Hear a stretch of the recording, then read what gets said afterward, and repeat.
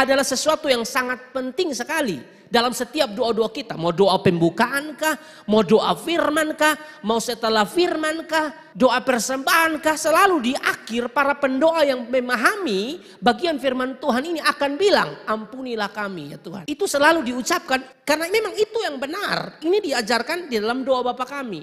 Kita harus meminta pengampunan dosa. Kita harus mengakui setiap dosa kita dan memohon pengampunan dosa di dalam hidup kita. Itu penting. Kenapa penting, saudara? Karena dosa itu merusak hubungan atau persekutuan dengan Allah. Bahkan menghalangi setiap doa-doa kita. Anda mungkin punya pergumulan. Anda punya pergumulan tertentu hari-hari ini yang Anda sedang doakan.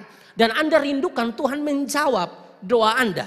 Dan sampai sekarang Tuhan sepertinya tidak menjawab doa Anda. Jangan-jangan saudara, ya, bukan Tuhan tidak mau menjawab doa Anda.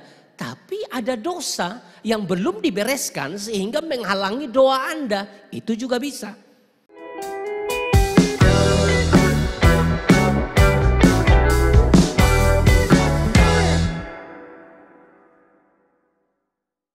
Dan ampunilah kami akan kesalahan kami seperti kami juga mengampuni orang yang bersalah kepada kami. Kasih tepuk tangan yang meriah buat Tuhan. Baik, shalom. Kita masih ada di dalam pembahasan kita The Lord's Prayer atau doa Bapa kami, dan ini merupakan seri yang ke-7. Kita sudah mau menyelesaikan tema khotbah ini atau seri khotbah ini, The Lord's Prayer atau doa Bapa kami. Ini merupakan seri yang ke-7 dan perlu diingat lagi minggu yang lalu saudara-saudara di seri yang ke-6 kita ada di ayat yang ke-11 ya. Berikanlah kami pada hari ini makanan kami yang secukupnya. Itu sudah dibahas minggu yang lalu dan saya sudah sampaikan kepada adik-adik semua bahwa Tuhan yang kita sembah tidak hanya memikirkan kebutuhan rohani kita, tapi dia juga Tuhan yang memikirkan kebutuhan jasmani kita. Ya, Matius pasal yang keempat, ayat yang keempat perlu saya ulangi lagi karena di dalam Matius pasal 4 ayat yang keempat di situ kita bisa melihat dua hal di situ, yaitu jasmani maupun rohani. Tetapi Yesus menjawab, ada tertulis manusia hidup bukan dari roti saja, tetapi dari setiap firman yang keluar dari mulut Allah. Artinya bahwa memang manusia perlu roti, manusia perlu makan, saudara. Tapi di ayat 4 ini, Matius 4 ayat yang keempat, tidak hanya sekedar berbicara tentang makanan secara jasmani, tapi juga secara rohani. Jadi minggu yang lalu sudah dibahas bahwa Tuhan tidak hanya memperhatikan kebutuhan rohani kita, tapi dia juga Tuhan yang memperhatikan kebutuhan jasmani kita. Ya, di perjanjian baru waktu paket kutip, Yesus mengajar begitu banyak orang yang berbondong-bondong mau ikut Yesus, dan setelah dia mengajar saudara-saudara menyampaikan firman Tuhan, tidak habis di situ, dia memperhatikan bagaimana mereka harus makan. Makanya di situ dikatakan kurang lebih 5.000 orang laki-laki, belum terhitung perempuan, belum terhitung anak-anak. Jadi bisa jumlahnya 12.000 yang hanya mau menunjukkan kepada kita bahwa Allah tidak hanya bertanggung jawab secara rohani, tapi Allah juga bertanggung jawab penuh secara jasmani, saudara, dalam hal makan minum dan juga hal-hal yang lain. Karena di sini dikatakan makanan merupakan perwakilan dari semua hal jasmani yang Tuhan berikan bagi saya dan saudara. Itu kita sudah bahas minggu yang lalu.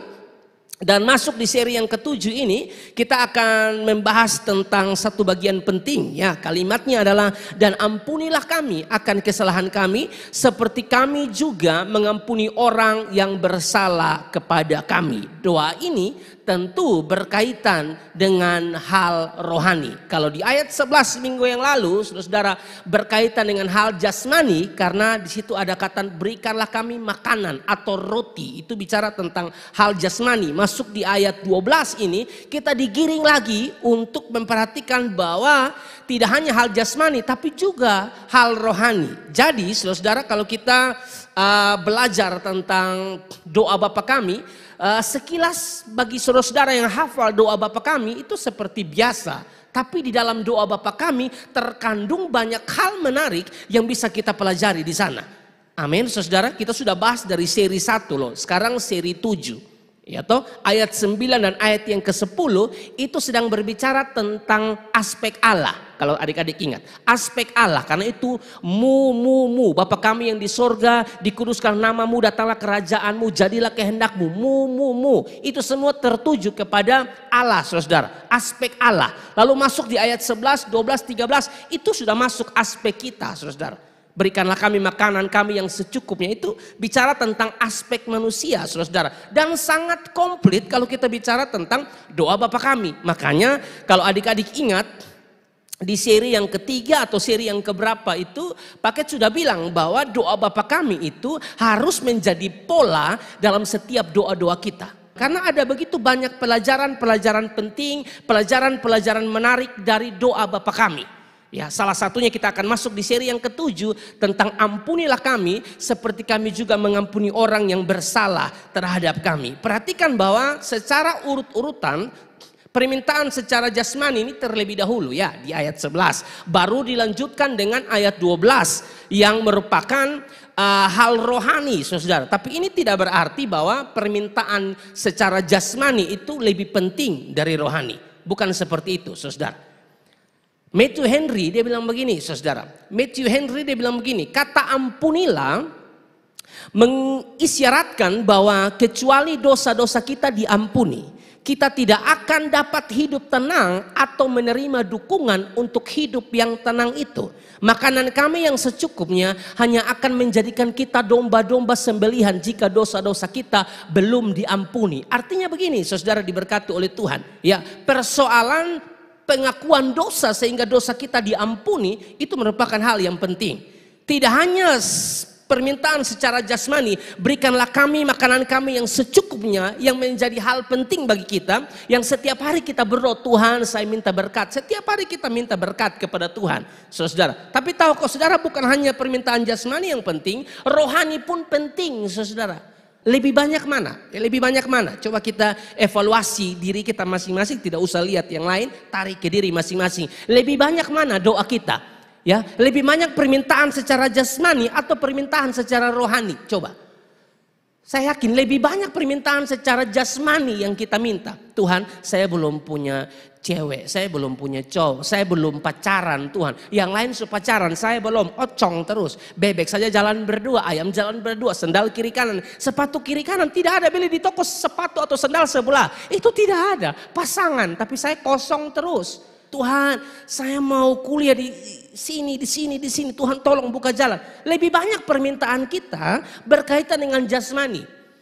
Tapi pernahkah kita berdoa berkaitan dengan ayat yang ke-13 tadi, saudara, soal mengampuni? Pernahkah kita berdoa, Tuhan ampunilah dosa saya? Pernahkah kita melakukan hal demikian? Atau kita lakukan tapi jasmani lebih banyak dibanding rohani? Permintaan jasmani lebih banyak, lebih tinggi daripada permintaan rohani. Perhatikan adik-adik yang diberkati oleh Tuhan. Seperti permintaan jasmani kita yang begitu banyak kepada Tuhan, seharusnya permintaan rohani pun demikian. Bahkan permintaan rohani dalam hal ya meminta pengampunan dosa itu penting, saudara. Tapi tentu berapa banyak orang yang melakukan hal demikian. Makanya Matthew Henry bilang, saudara ya, Matthew Henry bilang bahwa kata ampunilah mengisyaratkan bahwa kecuali dosa-dosa kita diampuni, kita tidak akan dapat hidup tenang atau menerima dukungan untuk hidup yang tenang itu. Kalau ada dosa, hidup tidak akan tenang, saudara. Anda tidak punya persekutuan dengan Allah karena dosa yang menghalangi, saudara. Itu membuat kita tidak tenang, saudara, dalam hidup ini. Kalaupun kita merasa senang, merasa sepertinya bersuka cita pada bikin dosa terus, maka percayalah itu bukan damai yang asli. Itu damai yang palsu. Orang di dalam Yesus, saudara, dan ada Roh Kudus, saudara, kalau dia ada buat dosa atau kesalahan, saudara, itu dia rasa tidak enak dan harus cepat-cepat menyelesaikan dosa itu. Makanya Matthew Henry bilang begitu, kalau dosa tidak diselesaikan, kita tidak akan dapat hidup tenang atau menerima dukungan untuk hidup yang tenang itu, saudara. John Calvin bilang begini, sekalipun pengampunan dosa harus lebih didahulukan dari makanan, sebagaimana jiwa lebih berharga dari tubuh, tetapi Tuhan kita mulai dengan roti dan penopang dari kehidupan duniawi. Supaya dari permulaan seperti itu, ia bisa membawa kita lebih tinggi. Jadi Tuhan mau mengajarkan kita untuk memulai dari permintaan-permintaan yang rendah. Sama seperti minta makan dan kebutuhan-kebutuhan jasmani yang lain. Lalu meningkat kepada doa yang lebih tinggi, yaitu meminta pengampunan dosa. Pernahkah kita melakukan hal demikian di dalam hidup kita? Meminta pengampunan dosa setiap hari. Makanya Calvin mengatakan bahwa kalau bisa dalam setiap doa-doa kita harus ada pengakuan dosa. Makanya kalau saudara mungkin ikut ibadah dan saudara dengarkan beberapa orang berdoa, selalu ada ampunilah kesalahan kami. Ya, kita harus minta ampun dosa, tidak bisa tidak saudara. Karena sangat tidak mungkin dalam satu hari kita tidak bikin kesalahan. Lalu enak-enak saja kita tidak minta pengampunan dosa dari Tuhan. Tidak bisa. Dosa harus diselesaikan. Minta ampun dosa itu penting. Makanya kalau saudara datang di gereja Amazing Grace, saudara lihat dari doa buka sampai doa-doa yang lain. Di akhirnya atau endingnya atau di awal mungkin selalu ada pengakuan dosa. Ampunilah kami akan kesalahan kami. Ampuni setiap dosa-dosa kami. Sehingga dosa-dosa kami tidak menjadi penghalang berkat-berkat Tuhan. Dosa-dosa kami tidak menjadi penghalang bagi setiap doa-doa kami. Artinya bahwa pengakuan dosa itu memang harus. Anda harus datang pada Tuhan dan mengaku dosa Anda. Mengaku kesalahan Anda untuk Anda menerima pengampunan dosa yang berasal dari Tuhan itu sendiri. Saudara-saudara. Jadi ini penting untuk kita pelajari. Nah, mari kita masuk lebih dalam. Nah, oleh karena itu kita akan membahas dua penggalan ya yang menjadi dua poin penting dari ayat 12 ini ya untuk kita bahas. Dan ampunilah kami akan kesalahan kami. Lalu yang kedua, seperti kami juga mengampuni orang yang bersalah kepada kami. Kita mulai dari yang pertama. Yang pertama, ampunilah kami akan kesalahan kami. Perhatikan bahwa dalam Injil Matius yang kita baca di sini, saudara, memang dia menggunakan kata kesalahan. Kalau di dalam Lukas 11 ayat yang keempat, doa Bapa kami yang sama, tapi dia menggunakan kata dosa. Jadi kalau di dalam Matius dikatakan ampunilah kami akan kesalahan kami, tapi di dalam Lukas 11 ayat yang keempat dia bilang begini, ampunilah kami akan dosa kami. Nah, berikan fokus supaya kita bisa memperhatikan baik-baik bagian ini. Kata dosa itu, saudara, kata dosa itu dari bahasa Yunani itu adalah hamartia. Dosa itu dari kata Yunani hamartia yang artinya melenceng dari sasaran. Sasarannya seharusnya di sana tuh, di speaker sebelah kanan saya dan juga sebelah kiri dari Anda ini. Ini sasarannya, tapi waktu ditembak, waktu dilemparkan ke sana tidak sesuai atau tidak tepat pada sasaran. Itu yang dipakai. Kata dosa dari kata Yunani hamartia yang artinya melenceng dari sasaran. Sedangkan di dalam Matius itu, saudara, Matius pasal yang ke-6 ayat 13, kata kesalahan di situ dia dari kata Yunani menggunakan kata opelema. Opelema itu artinya hutang. Ya. Kata kesalahan yang kita baca, ampunilah kami akan kesalahan kami, itu dari kata opelema yang artinya adalah hutang. Dalam Alkitab bahasa Inggris, kalau kita periksa Alkitab bahasa Inggris, Matius pasal 11 ayat 13, saudara, maka saudara akan menemukan kata our debts. Our debts itu hutang kami, saudara. Bicara tentang hutang. Jadi dosa pada dasarnya adalah suatu hutang di hadapan Allah. Sekali lagi, dosa pada dasarnya adalah hutang di hadapan Allah. Melawan orang tua, hutang satu. Ya toh? Di sekolah orang belajar dan tidak belajar akhirnya nyontek toh? Hutang dua, dosa nah itu, hutang dua. Entah ada masalah apa dengan dia pun teman, setiap kali dia pun teman lewat tuh dia tidak suka, dia benci sekali. Hutang tiga, karena itu dosa nah. Tukang tipu, di A diomong lain, B diomong lain, C diomong lain. Ini hutang 4, saudara. Ya toh, sudah dengar khotbah tiap hari, jangan pemalas. Belajar dari semut tuh kalau pemalas, tapi tetap di rumah pemalas. Tidak pernah bantu orang tua, tidak pernah bantu kakak suruh cuci piring tidak mau, tapi mau dapat gaji dari kakak. Ya karena kebetulan kakak punya usaha. Contoh, itu tidak boleh, saudara. Dosa, pemalas itu dosa.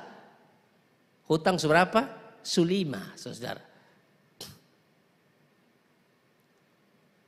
Dapat satu nona, dia bilang, beta belum ada nona, dia belum ada cowok. Padahal dia ada. Pakai sudah pelele dia jalan di Lipo, contoh. Dia bilang dia sudah punya, padahal sudah punya nih. Tambah satu, tipu le. Itu hutang ke-6, saudara. Itu hutang, saudara. Jadi dosa itu pada dasarnya adalah suatu hutang di hadapan Allah. Sudah berapa hutang yang kita lakukan di hadapan Allah? Sudah berapa dosa yang kita lakukan di hadapan Allah, saudara. Makanya di dalam Roma pasal yang ketiga ayat yang ke-23. Perhatikan Roma 3 ayat 23 bilang begini. Karena semua orang telah berbuat dosa dan telah kehilangan kemuliaan Allah. Semua orang, semua manusia telah berbuat dosa dan telah kehilangan kemuliaan Allah. Tapi paket sedikit berikan satu keterangan di sini ya. Alkitab bilang karena semua orang, semua manusia telah berbuat dosa. Ini kecuali Yesus. Selain dari Yesus, semua kita berdosa. Mengapa paket katakan begitu? Karena Yesus itu kan dia Allah menjelma menjadi manusia, saudara. Waktu dia menjadi manusia dia tidak berbuat dosa. Jangan kita baca karena semua manusia telah berbuat dosa termasuk Yesus. Tidak. Dia menjelma menjadi manusia tapi dia tidak berdosa. Makanya Ibrani 14 ayat yang ke-15. Ibrani 4 ayat 15 sebagai pembanding dikatakan begini. Sebab imam besar yang kita punya bukanlah imam besar yang tidak dapat turut merasakan kelemahan-kelemahan kita. Sebaliknya sama dengan kita, ia telah dicobai hanya tidak berbuat dosa. Dia tidak berbuat dosa. Ya saudara, 1 Yohanes 3 ayat yang ke-5 pun mengatakan demikian. Dan kamu tahu bahwa ia telah menyatakan dirinya supaya ia menghapus segala dosa. Dan di dalam dia tidak ada dosa. Tapi selain Yesus, semua orang, semua kita, semua manusia statusnya adalah orang berdosa. Jika seseorang berani mengatakan, kalau ada di sini yang berani mengatakan, berani bangkit berdiri dan mengatakan, saya tidak berdosa, saya orang yang paling suci.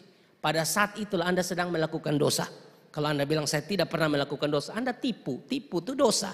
Perhatikan 1 Yohanes 1 ayat yang ke-8 mengatakan begini. Jadi jika seseorang mengatakan dia tidak berdosa, sesungguhnya ia telah melakukan dosa. Jika kita berkata bahwa kita tidak berdosa, maka kita menipu diri kita sendiri dan kebenaran tidak ada di dalam kita. Tipu itu dosa, saudara. Nah pertanyaannya sekarang, saudara. Kapan status kita adalah orang berdosa? Apakah waktu kita melakukan satu pelanggaran lalu kita disebut orang berdosa? Ataukah memang secara status atau natur kita nih orang berdosa? Sekali lagi, kapan status kita adalah orang berdosa? Apakah waktu kita melakukan satu pelanggaran lalu kita disebut orang berdosa? Ataukah secara status memang kita nih orang berdosa? Adik-adik. Memang benar firman Tuhan berkata ya di dalam 1 Yohanes 3 ayat yang ke-4. Setiap orang yang berbuat dosa melanggar juga hukum Allah. Sebab dosa ialah pelanggaran hukum Allah. Tapi ini bicara tentang bagaimana sikap kita yang tidak melakukan apa yang Tuhan mau. Itu juga dosa. Tapi kita perlu ingat saudara. Bahwa kita ini memang sudah berdosa secara status atau natur. Sebelum kita buat satu pelanggaran pun kita tetap orang berdosa. Status kita, natur kita itu orang berdosa. Mengapa demikian saudara? Karena tentu saudara ya Adam dan Hawa melakukan dosa. Kita semua berdosa. Adam itu perwakilan manusia. Waktu dia jatuh ke dalam dosa semua kita berdosa. Meskipun kita belum melakukan satu pelanggaran tapi status kita tetap berdosa. Karena Adam dan Hawa dia perwakilan kita. Mana buktinya? Roma pasal 5 ayat 18 dan ayat 19. Roma pasal 5 ayat 18-19. Sebab itu sama seperti oleh satu pelanggaran. Satu pelanggaran dari mana? Dari Adam, semua orang beroleh penghukuman. Demikian pula oleh satu perbuatan kebenaran. Dari Yesus semua orang beroleh pembenaran untuk hidup. Ayat 19 dikatakan begini. Jadi sama seperti oleh ketidaktaatan satu orang, dalam hal ini Adam, semua orang telah menjadi orang berdosa. Demikian pula oleh ketaatan satu orang. Siapa? Yesus semua orang menjadi orang benar. Status kita tuh orang berdosa, natur kita tuh memang berdosa dari sononya. Belum kita melanggar hukum Allah, ya, baru kita dikatakan orang berdosa. Memang natur kita tuh orang berdosa. Setelah Adam dan Hawa jatuh ke dalam dosa yang menjadi perwakilan, yang merupakan perwakilan manusia, semua kita orang berdosa.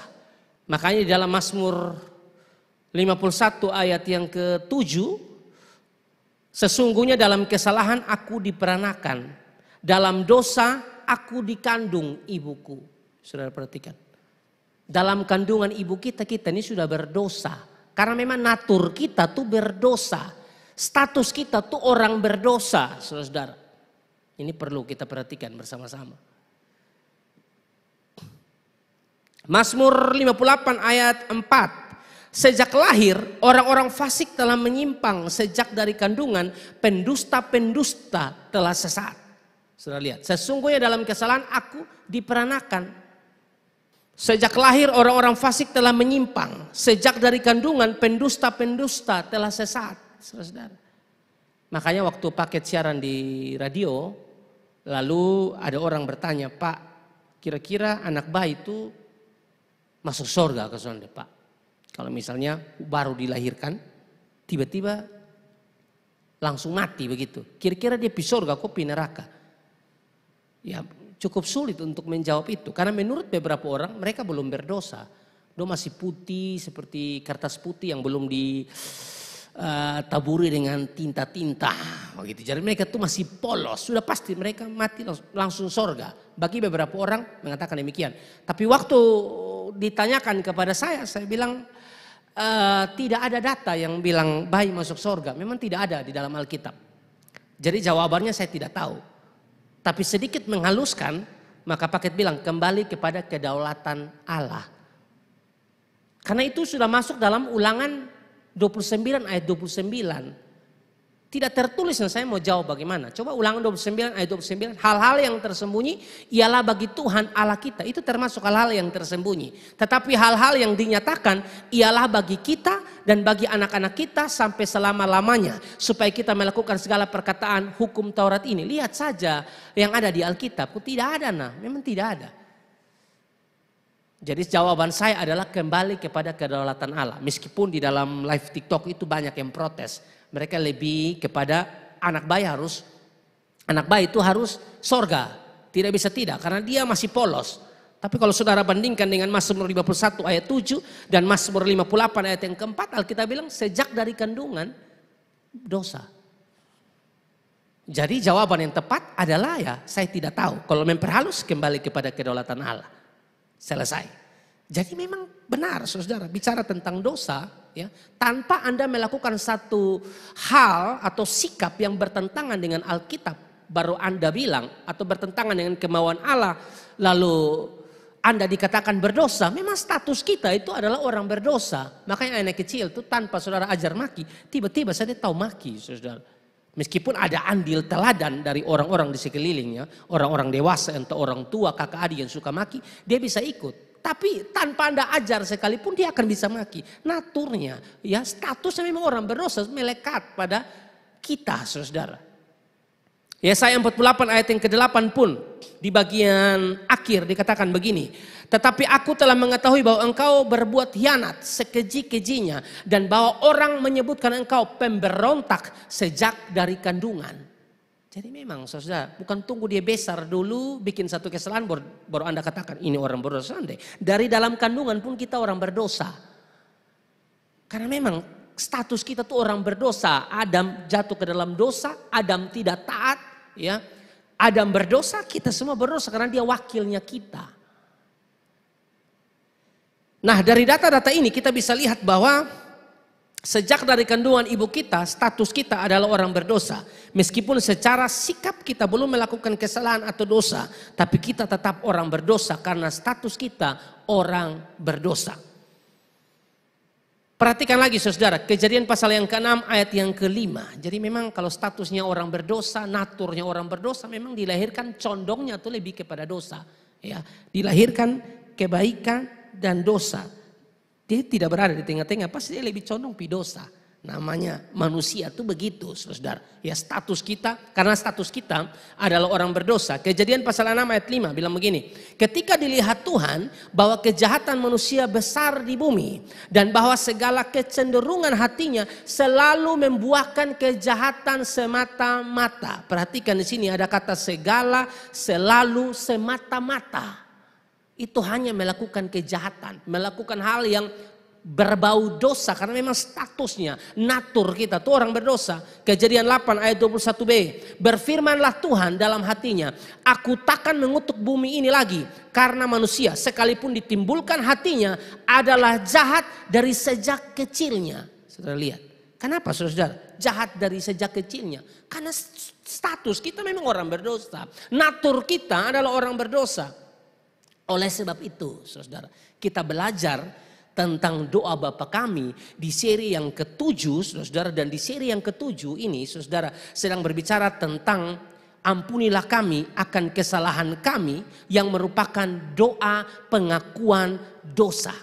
Makanya kenapa kita harus meminta pengampunan dosa, mengaku dosa kita untuk menerima pengampunan dosa daripada Tuhan, karena memang kita nih, status kita nih berdosa. Amin saudara, natur kita nih orang berdosa saudara.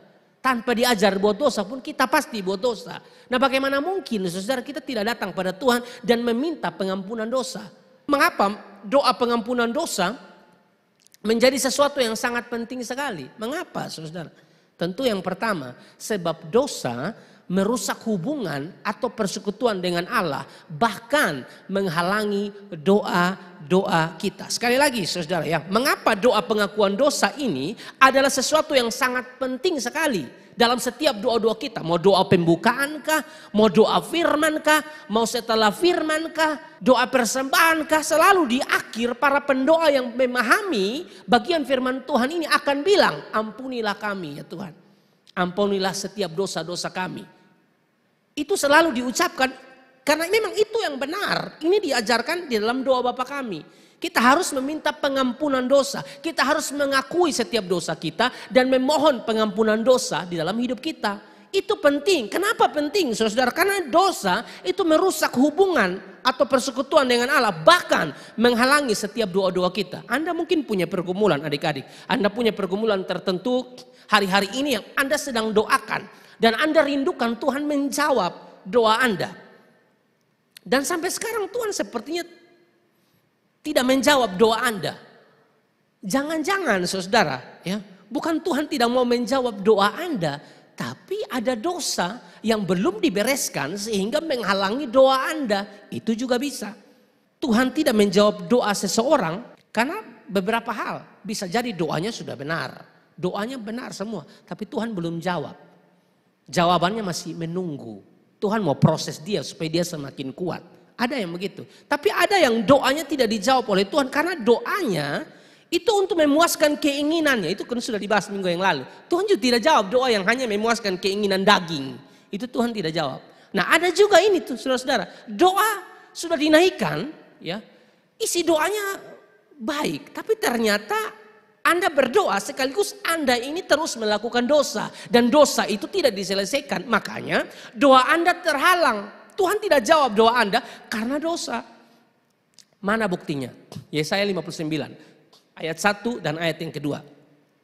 Yesaya 59 ayat 1 dan ayat yang kedua bilang begini. Sesungguhnya tangan Tuhan tidak kurang panjang untuk menyelamatkan. Artinya bahwa tangan Tuhan itu panjang untuk menyelamatkan. Dan pendengarannya tidak kurang tajam untuk mendengar. Artinya bahwa dia mendengar setiap doa-doa kita sebenarnya. Tapi ayat 2 perhatikan.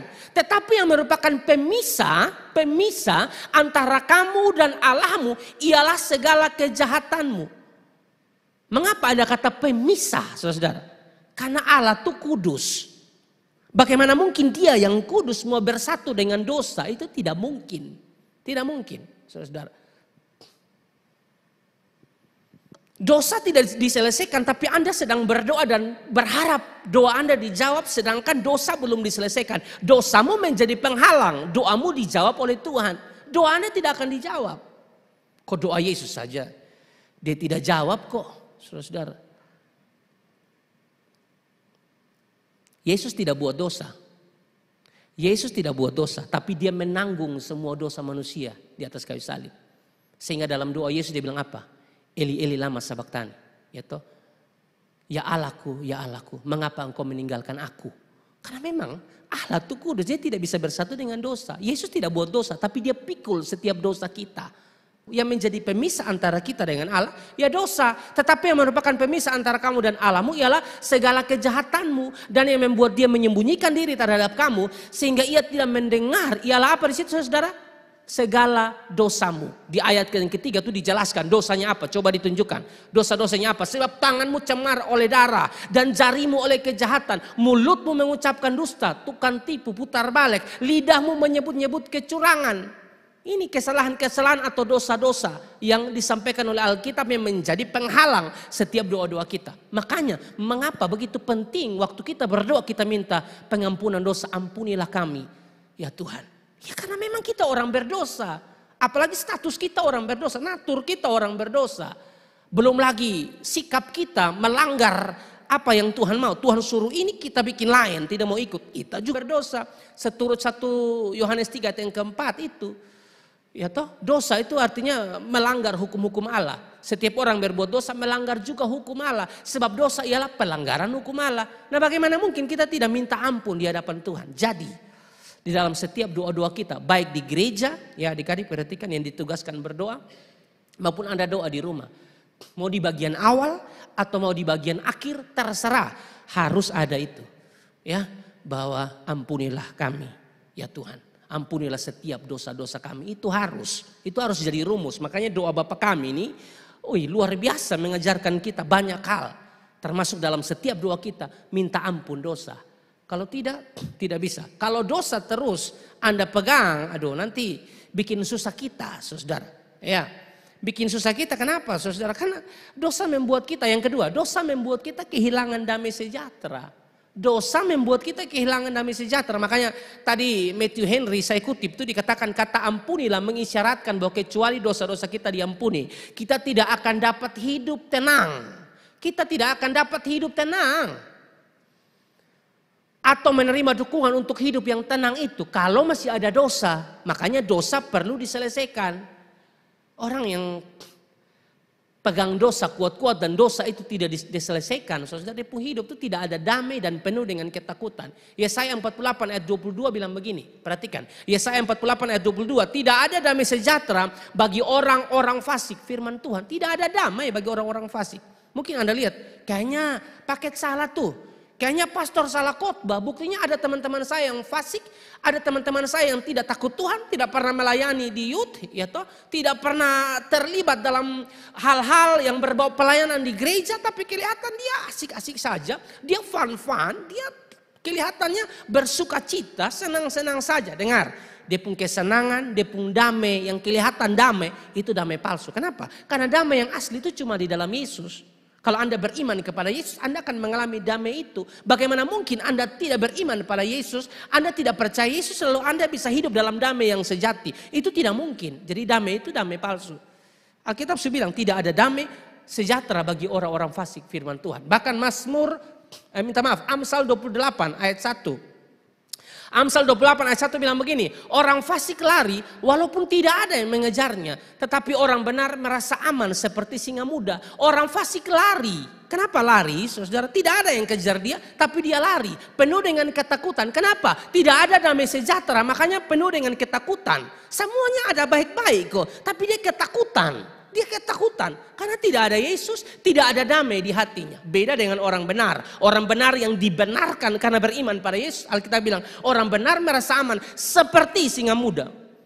Karena ada Yesus, ada damai. Beda. Tapi kalau di dalam hati saudara hanya ada dosa dan Anda pegang kuat-kuat dosa itu dan menjadi kegemaran Anda, ini bahaya saudara. Anda akan merasa satu hal yang kosong di dalam hidupmu saudara. Ya. Jadi sekali lagi saudara, Anda hanya akan bisa mengalami damai sejahtera kalau Anda percaya kepada Yesus. Saya bandingkan dengan Roma 5 ayat 1 bilang begini. Roma 5 ayat 1, sebab itu kita yang dibenarkan karena iman, kita hidup dalam damai sejahtera dengan Allah. Kita tidak mungkin mengalami damai sejahtera damai yang sejati di dalam hidup kita tanpa beriman pada Yesus. Karena di Roma 5 ayat 1 ini menunjukkan hal yang sangat tegas dan jelas. Oleh sebab itu kita yang dibenarkan. Kita dibenarkan itu saudara karena beriman pada Yesus. Percaya Yesus kita dibenarkan. Kalau kita sudah dibenarkan, Alkitab bilang kita hidup dalam damai sejahtera dengan Allah. Itu keuntungan bagi kita. Anda boleh dilahirkan dari keluarga yang biasa, dari papa mama yang mungkin penghasilannya tidak besar, tidak melimpah seperti keluarga yang lain, saudara. Tapi saudara punya hal rohani di dalam hidup Anda, yaitu damai sejahtera karena Anda percaya pada Yesus. Daripada Anda berlimpah harta, ada banyak orang yang berlimpah harta, hidup dalam keluarga yang punya semua harta, hidup sebenarnya enak, mau apa saja ada. Tapi tidak ada damai dalam itu tidak ada damai di dalam itu rumah tangga. Karena memang tidak ada Yesus. Tidak ada Yesus di papa, tidak ada Yesus di mama. Keluarga jadi kacau balau. Bapak bikin bapak pun, mama bikin mama pun, anak-anak bikin anak-anak pun. Tidak ada Yesus, tidak ada damai yang sejati. Amin. Makanya kita perlu damai sejahtera itu, dan itu hanya mungkin kalau Anda percaya atau beriman kepada Yesus. Makanya Daud, saudara, waktu dia mengakui setiap dosa-dosanya di hadapan Tuhan, saudara. Mazmur 32 ayat 3 sampai ayat yang kelima. Kalau ayat 1 sampai ayat yang kedua dia mengaku dosanya. Di ayat 3 dan ayat yang kelima dia mau tunjukkan kepada kita bahwa kalau kita tidak mengaku dosa kita, kita yang susah. Selama aku berdiam diri, tulang-tulangku menjadi lesu karena aku mengeluh sepanjang hari. Sebab siang malam tanganmu menekan aku dengan berat. Sumsumku menjadi kering seperti oleh teriknya musim panas. Ayat 3, dosaku kuberitahukan kepadamu. Nah, kalau kita sudah mulai dengan mengakui dosa kita, agar dosa kita dibereskan. Kita buat dosa, dan jalan satu-satunya supaya dosa kita diampuni adalah mengakui dosa kita. Dosaku kuberitahukan kepadamu, dan kesalahanku tidaklah kusembunyikan. Jadi memang di hadapan Tuhan kita tidak bisa sembunyi dosa kita. Amin. Kalau di hadapan paket, di hadapan manusia Anda bisa sembunyi dosa dengan sangat rapi. Tapi di hadapan Tuhan tidak. Dosaku kuberitahukan kepadamu, dan kesalahanku tidaklah kusembunyikan. Aku berkata, aku akan mengaku kepada Tuhan pelanggaran-pelanggaranku. Dan engkau mengampuni kesalahan karena dosaku. Saudara lihat di bagian akhir ada kalimat, engkau mengampuni kesalahan karena dosaku. Sebelum ada pengampunan, saudara, dimulai dengan apa? Anda memberitahukan dosa-dosa Anda. Tuhan, saya punya banyak dosa. Datang di Tuhan, mengaku. Anda tidak perlu datang ke saya dulu, datang di Tuhan dulu, itu lebih penting. Ngapain saudara datang di saya mengaku dosa, pulang bikin dosa lagi, dan saudara tidak mengaku di hadapan Tuhan, percuma. Langsung di Tuhan saya, mengaku dosamu. Kalau Anda mengaku dosamu, dia mengampuni kesalahanmu. Makanya kalau dalam Mazmur 32 ayat 1 dan ayat yang kedua, kembali di ayat 1 dan ayat yang kedua, dia bilang begini, Daud bilang begini, dari Daud nyanyian pengajaran, berbahagialah, diberkatilah orang yang diampuni pelanggarannya, yang dosanya ditutupi, ayat 2. Ayat yang kedua, berbahagialah manusia yang kesalahannya tidak diperhitungkan Tuhan, dan yang tidak berjiwa penipu. Berbahagia saudara, dosa kita diampuni. Saudara bersyukur tidak dosa kita diampuni oleh Tuhan. Saudara, dosa kita ini tidak bisa kita bereskan dengan usaha apapun yang bisa kita lakukan. Termasuk Anda berbuat baik supaya dosa Anda diampuni. Tidak bisa. Dosa Anda diampuni hanya pada saat saudara beriman pada Yesus, dosa Anda diampuni. Kalau dosa Anda diampuni, saudara, mulailah lakukan hal baik untuk kemuliaan Tuhan. Amin, saudara. Anak-anak muda mesti cerdas. Ya, jangan pelangap-pelong, orang tanya bingung-bingung begitu tuh. Mesti paham, khotbah dari hari Minggu youth ulang-ulang tentang ini. Selamat karena apa? Jangan ada yang bilang selamat karena beta rajin pelayanan di youth. Bukan. Selamat karena anugerah. Saya beriman kepada Yesus, saya diselamatkan. Kalau saya melayani, itu bentuk ucapan syukur karena saya sudah selamat. Begitu. Makanya di dalam 1 Yohanes 1 ayat yang ke-9 dikatakan, jika kita mengaku dosa kita, maka Ia adalah setia dan adil, sehingga Ia akan mengampuni segala dosa kita dan menyucikan kita dari segala kejahatan. Dia sudah mengampuni dosa kita, Dia sudah menyelesaikan dosa kita di atas kayu salib. Ya, saudara. Tapi dalam hidup ini masih ada kemungkinan kita bikin salah. Termasuk paket yang berdiri ini, ya bisa buat salah. Entah itu suara keras dengan istri, kasar dengan istri, bisa. Atau ada 1-2 kalimat yang dilontarkan oleh paket dan menyakiti anak-anak youth, bisa paket buat salah. Tapi ingat baik-baik, kalau Anda buat salah, buat dosa, datang di Tuhan, mengaku dosamu, Anda diampuni oleh Tuhan. Tapi perlu diingat, tambahan sedikit, perlu diingat saudara ya. Jangan berdoa ampunilah kami akan kesalahan kami kalau kita tidak beriman kepada Yesus. Makanya penting kita beriman kepada Yesus. Karena tidak semua orang mempunyai hak untuk meminta ampun atas dosa-dosanya. Kecuali statusnya adalah anak. Anak karena iman kepada Yesus. Dia Bapa. Waktu kita berdoa, doa Bapa kami yang di sorga. Dimulai dengan Bapa. Dia Bapa, kita anak. Status kita harus anak, saudara. Bagaimana supaya status kita anak? Mesti percaya Yesus. Di mana ayatnya? Yohanes 1 ayat 12. Perhatikan, Yohanes 1 ayat 12 bilang begini. Tetapi semua orang yang menerimanya diberinya kuasa supaya menjadi anak-anak Allah, yaitu mereka yang percaya dalam namanya. Jadi kita minta pengampunan dosa, ini juga kita mesti lihat status kita siapa, anak atau bukan. Ya, yang namanya anak, percaya Yesus kita diangkat menjadi anak-anak Allah. Kalau tidak percaya Yesus, Anda bukan anak. Dan kalau Anda minta 1000 kali pun pengampunan dosa, maka dia tidak akan mengampuni saudara. Karena saudara bukan anak. Untuk menjadi anak Allah ya, percaya dalam namanya. Di dalam Yohanes 1 ayat 12. Betul ya ayatnya ya. Yohanes 1 ayat 12. Oke, yang kedua kita cepat. Yang kedua, kalau yang pertama, dan ampunilah kami akan kesalahan kami. Yang kedua, seperti kami juga mengampuni orang yang bersalah kepada kami. Perhatikan saudara bahwa di ayat 12, saudara lihat saja di handphone saudara mungkin ada hang. Ah itu yang tadi, kenapa dia baru muncul? Oke, mangka di Maiko. Taruh ya. Sudah lompat langsung. Ya. Kita sudah masuk di poin yang kedua. Seperti kami juga mengampuni orang yang bersalah kepada kami. Perhatikan saudara bahwa di ayat 12 ya dari Matius pasal yang ke-6 ini diperluas. Di ayat 14 dan ayat 15 dia bicara lagi dan ampunilah kami akan kesalahan kami. Dan di ayat 14-15 dia bicara lagi. Karena jikalau kamu mengampuni kesalahan orang, Bapamu yang di sorga akan mengampuni kamu juga. Ayat 15. Tetapi jikalau kamu tidak mengampuni orang, Bapamu juga tidak akan mengampuni kesalahanmu. Perlu diperhatikan bahwa maksud dari bagian ini, saudara, tidak diartikan bahwa pengampunan yang kita berikan kepada orang lain menyebabkan kita diampuni. Sekali lagi, karena ada tambahan ayat 14 dan ayat yang ke-15. Ini tidak bermaksud bahwa pengampunan yang kita berikan kepada orang lain menyebabkan kita diampuni. Bukan seperti itu maksudnya. Kalau misalnya kita percaya seperti itu maksudnya, maka itu akan masuk kepada keselamatan karena perbuatan baik. Dan itu melawan Efesus pasal yang kedua ayat 8 dan ayat yang ke-9.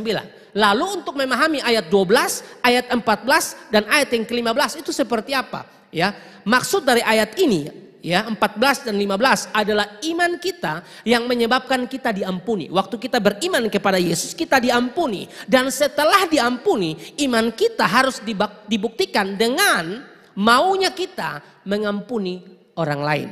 Sekali lagi saudara, ayat 12 yang diperluas dalam ayat 14 dan ayat yang ke-15 tidak bisa diartikan bahwa pengampunan yang kita berikan kepada orang lain menyebabkan kita diampuni. Karena kita mengampuni orang lain, maka Tuhan mengampuni kita. Bukan seperti itu maksudnya. Maksud yang benar adalah iman kita yang menyebabkan kita diampuni. Dan setelah diampuni, iman kita harus dibuktikan dengan maunya kita mengampuni orang lain. Kita beriman pada Yesus, kita ini berdosa, beriman pada Yesus, dia ampuni kita. Setelah kita diampuni oleh Yesus, harusnya kita yang telah diampuni pun bisa mengampuni orang yang bersalah terhadap kami. Itu maksudnya. Amin. Jadi kalau adik-adik begitu banyak dosa dan kalau evaluasi itu terlalu banyak dosa yang kami buat. Tapi dosa saya diampuni waktu saya beriman pada Yesus. Nah kalau Anda bisa diampuni oleh Tuhan, Tuhan mengampuni setiap dosa kita. Bagaimana mungkin orang yang bersalah kepada kita, kita tidak bisa ampuni. Harusnya kita mengampuni orang itu sama seperti dia mengampuni kita. Iya kak, kau omong enak mah, terlalu sakit misalnya. Masalahnya terlalu sakit kak, dia tikam beta dari belakang, pakai bukan beta hanya besa, dia tikam B dari belakang misalnya. Ada yang omong kita lu manja-manja diri toh, dia tikam B dari belakang begitu. Besan bisa ampuni, harus bisa ampuni. Kamu pun dosa saja Tuhan ampuni, nah dia pun dosa Anda tidak bisa ampuni. Bagaimana? Harus bisa mengampuni. Pak omong enak, dia gosip kau tempuh nama, pastor ah. Kau taruh dulu diam-diam dia gosip kau tempuh nama. Bilang ketong nih begini nah, ketong nih begitu nah. Padahal kau tuh buat begitu.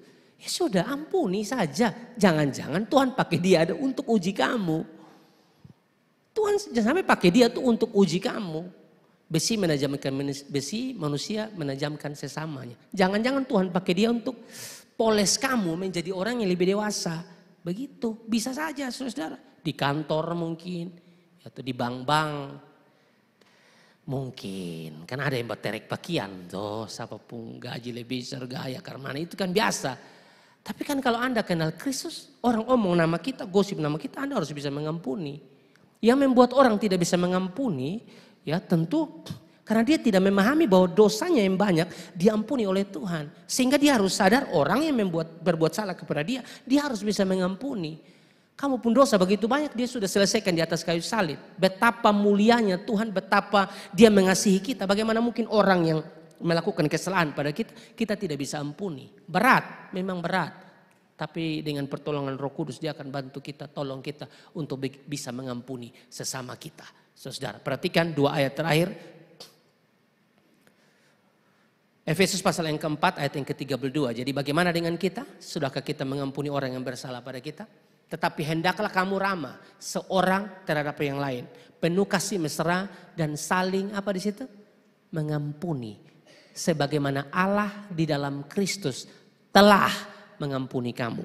Kita pun dosa ini terlalu banyak. Waktu beriman pada Yesus dia ampuni kita. Aduh, kalau kita ingat kita pun kesalahan yang begini banyak diampuni kita. Sungguh luar biasa. Lalu bagaimana mungkin orang yang berbuat salah kepada kita tidak bisa ampuni. Kita pakai kunci ini atau berdiri di atas dasar ini. Sebagaimana Allah di dalam Kristus telah mengampuni kita.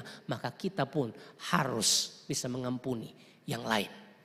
Ya, Kolose pasal yang ketiga ayat 13. Kita bangkit berdiri bersama-sama dan kita baca ayat ini. Kolose pasal yang ketiga ayat yang ke-13 kita baca dalam hitungan yang ketiga. 1, 2, dan 3. Sabarlah kamu seorang terhadap yang lain. Dan ampunilah seorang akan yang lain. Apabila yang seorang menaruh dendam terhadap yang lain. Sama seperti Tuhan telah mengampuni kamu. Kamu perbuat jugalah demikian. Jadi saudara diberkati dan dikasihi oleh Tuhan. Di seri yang ke-7 ini kita sedang belajar tentang pengakuan dosa. Kita sedang belajar tentang doa pengakuan dosa kita di hadapan Tuhan. Dan kita tahu bahwa dia Allah pengampun, dia mengampuni setiap dosa-dosa kita. Tapi yang kedua kita tidak boleh lupa, setelah kita diampuni saudara, ya setiap dosa-dosa kita diampuni, maka kita pun harus mengampuni orang yang bersalah terhadap kami.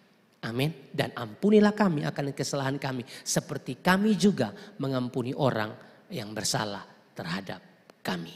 Oke, minggu depan kita masuk di seri yang ke-8. Kita sudah mau selesai di ayat yang ke-13. Dan janganlah membawa kami ke pencobaan, tetapi lepaskanlah kami daripada yang jahat. Itu seri terakhir. Di minggu depan kita selesai dalam pembahasan seri khotbah The Lord's Prayer. Ini seri yang ke-7. Kiranya khotbah ini memberkati dan menguatkan kita semua. Kasih tepuk tangan yang meriah buat Tuhan.